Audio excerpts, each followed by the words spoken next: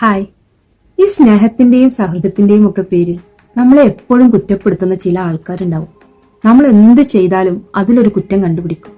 എന്നിട്ട് നമ്മൾ ആത്മവിശ്വാസം അങ്ങോട്ട് ഇല്ലാതാക്കി നമ്മളെ ക്യാരക്ടറിനെ വരെ മോശമാക്കാൻ നോക്കും.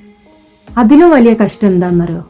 ഇവര് നമ്മളെ കുറിച്ച് പല കുറ്റങ്ങളും നമ്മളെ അറിയുന്നവരോട് പറഞ്ഞു നടന്ന് നമ്മളെ ആത്മാഭിമാനം അങ്ങോട്ട് കാറ്റിൽ പറക്കാൻ നോക്കും.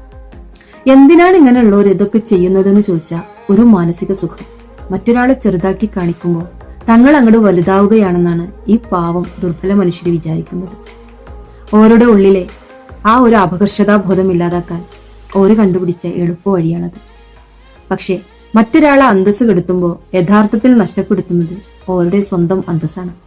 ഇവിടെ നമ്മൾ മനസ്സിലാക്കേണ്ടുന്ന വലിയൊരു കാര്യമുണ്ട്. ഈ മറ്റുള്ളവരുടെ വാക്കോ ഓര് തരുന്ന സർട്ടിഫിക്കറ്റോ ഒന്നുമല്ല നമ്മളെ മൂല്യം നിശ്ചയിക്കുന്നത്. നമ്മളെ വില എന്താണെന്ന് നമുക്ക് നല്ലോണം അറിയാം. അതുകൊണ്ട് നമ്മുടെ ഡിഗ്നിറ്റി കളയുന്ന, നമുക്കൊരു വിലയും തരാത്ത ബന്ധങ്ങൾ, അത് എത്ര വലുതാണെങ്കിലും എത്ര പഴയതാണെങ്കിലും ശരി, അതിൽ നിന്നൊക്കെ അങ്ങോട്ട് മാറി നിൽക്കലാണ് നമ്മുടെ മാനസികാരോഗ്യത്തിന് ഏറ്റവും നല്ലത്. പരസ്പരം ബഹുമാനിക്കാൻ അറിയാത്തവർക്ക് നമ്മുടെ ജീവിതത്തിൽ ഒരു ഇടവും കൊടുക്കേണ്ടതില്ല. നമുക്ക് നമ്മളെ സ്നേഹിക്കാം. നന്ദി.